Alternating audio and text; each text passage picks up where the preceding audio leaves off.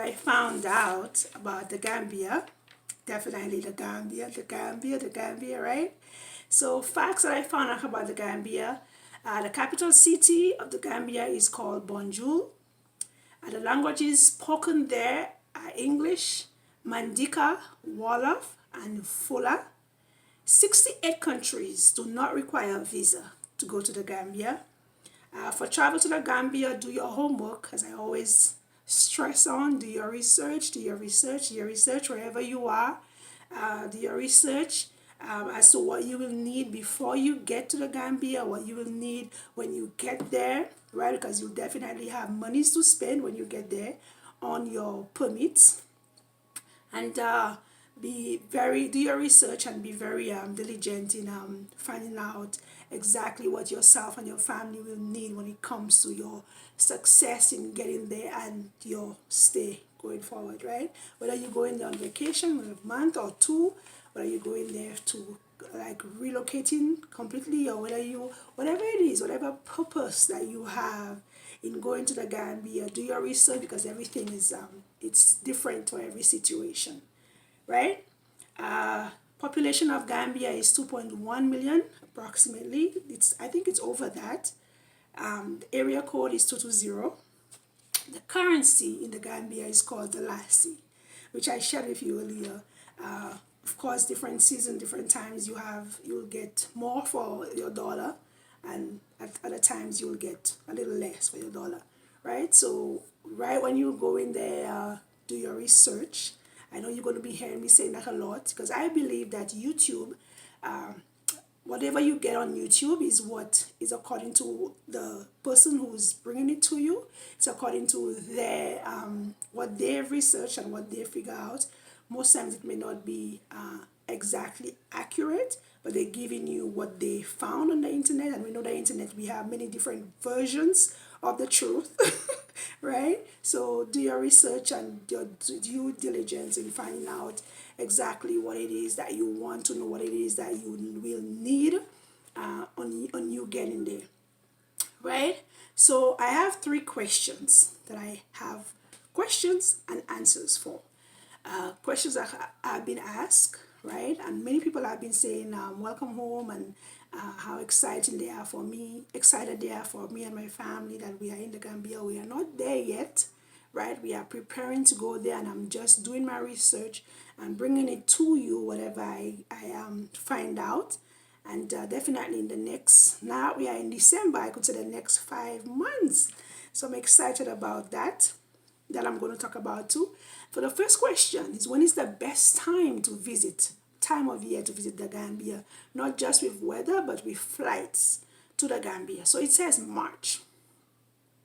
Don't know if that's accurate, but that's what I found out. March is the best time of the year for deals on flights to the Gambia. You could also find great deals elsewhere, but on other months, but you need to do some searching to be able to find that, right? So what I did with myself and my family, what I have been doing is like, or what I first did when I decided, oh my God, I want to move to the Gambia, right? I went online and I was doing some research when it comes to flights. So I was trying to figure out all our expenses, what we will need, what we will how much we'll be spending, and so on. And I did find that March, April were really cheap months for flights. And July, I think it said that July is the most expensive month. And it's also the hottest. I'm not sure. I don't know if that's why. I have no idea, because obviously when you leave to go to the Gambia, it's a very hot country all year round. But you'd want to go there when it's not rainy season and so on. I found out also that's the warm March is a very warm month, right? And the August is said to be historically the period where we have most rainfall. So of course, that is something that we want to know, especially if we're going to just visit, right? That August, if you plan on living in August when we have school break and so on, vacation, holidays, summer vacation, then we may want to think of going there. Then but it's a time for rain in August, right? So do your research, do your research, do your research. I encourage you to do that. Then question number 2, do I need a visa to travel to the Gambia? So I mentioned to you that I am in Canada, so I will be talking mostly about I'll be researching mostly about Canada, what we need and what we the requirements that we need to go to the Gambia. So definitely Canadians don't need a visa to go to the Gambia, right?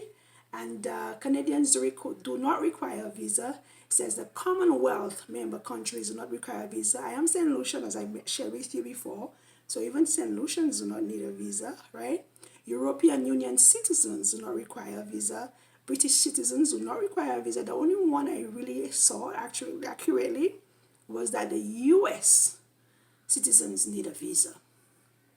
So wherever you are, do your research as to whether you will need a visa to travel to the Gambia. But those countries do not. All I found out was that the US does, right? But Canadians, we don't need a visa. That's good news, right? That's one less thing to worry about. And my third question, do I need a permit to live in the Gambia? So as I mentioned to you earlier, that you need to do your research as to according to what you are going to the Gambia for, right? If you are going on vacation, you may need different things. If you are going to stay for more than 6 months, you may need different things. If you are going to stay for more than a year, you need something different, right? So it depends on what your visit is for, whether it's a complete move, that's also something different. It says, yes, you will need a permit to live in the Gambia. And I'm going to read that to you exactly what it says. In order to reside in the Gambia for working purposes, for example, non-Gambians or expatriates require an employment residential permit. And they also require an alien's identity card, right? It says they need it for themselves, like you will need it for yourself and your family, every member who's 18 years of age or more, right? So for the younger ones, I have a 7-year-old and I have a 10-year-old. Definitely, it's saying here, according to what I have read, that they will not require one. The family member who needs a permit would be those who are 18 years or older if they decide to work. But I am thinking maybe this information is kind of limited because I'm thinking maybe my boys may need a permit. It may not be a work permit, definitely not, but they would need a residential permit, right? So there would probably be requirements for them. Depends on whatever it is that they need. So that I will have to look into again. Thinking about it now, it makes sense that for employment they may not need a permit, but for residential they may need one.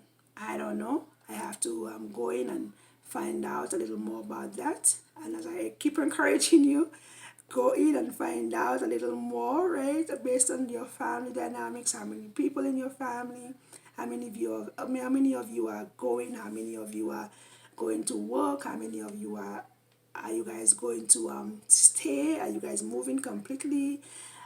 Different things. I was also trying to find out cost of flights. I checked for because I said the next 5 months. So for us it's April, right? So I did check April, March, and April were really cheap months for flights, as I mentioned earlier, and May. So definitely I'm going to be looking at the flights and making sure that I put our dates in a time when flights are not too expensive. Flights are not too expensive, right? In everything I want to make sure that I save as much money as I can. So if I said, okay, I'm going to go in April and May is a cheaper month, guys, what do you think I should do? I'm going to go in May, right? But I definitely don't want to be searching and looking and okay. Let's say if January is an expensive month. February is an expensive month. March is an expensive month. April is expensive, June is expensive, July is expensive. If all those months are expensive, I'm not going to leave my flight all the way to December. Definitely not. I'm in a hurry to want to get out of here, right? So, of course, if it's just a few days after, or a few days early on in the month of May, and I see that it's cheaper then, definitely we could delay our flight for 1 week or 2 weeks, right? Because it would make sense to be able to save. If you are able to save $1,000 or even $300 or even $500, who doesn't want to save on flights, right? So that we will be looking at. I already said that April is when we'll be leaving, so I'm holding myself accountable for April. I don't want to say I'm not sure yet, and when the flights are cheap and whatever. No, I'm giving myself a time when I want to make sure that we are out of here, we leave, so I know, okay, that's what we're looking at. And then the cost of everything else, the cost of, I spoke to my lady friend, my sister friend, and she did share with me that she was able to carry all her stuff over to the Gambia, which is, she had a container, took up all her stuff, her vehicles and everything else, her personal belongings, and to move over to the Gambia, and the cost of it, and also the cost of clearing it from the ports in the Gambia. And I was like, wow. So look into that for yourselves, the cost of moving everything from where you are, from Canada or wherever you are, to the Gambia. It may cost you less to move with everything, your personal belongings, your vehicles and everything. It may cost you less than to move with nothing and say that you're going to start over. It may cost you less to have to move everything. And definitely figure that out for yourself. If that's something that you think that you want to do, I think that it makes sense, especially for those of us who have one or two vehicles, whether it's one or two. And if we have, like, moving from a house where we have lots of furniture and all those things, right, it would make sense to move with all those things, so we don't have to go over there and buy them. Yes, things are not as costly as they are here, but if the move makes sense for you where the money is concerned, then it makes it, do your research and find out exactly what's best for you, right? According to what I was told, the total amount would be about 7,000 to 8,000 to move with everything, and she was able to move with her two vehicles and everything. So if that's something that you think that you want to do, then do that. It makes sense to do that than to think of going over there and buying a vehicle, right, when you already have one here, especially if it's yours, it's already owned by you, you have no payments on it, right? You could do your research and find out if that's the best for you.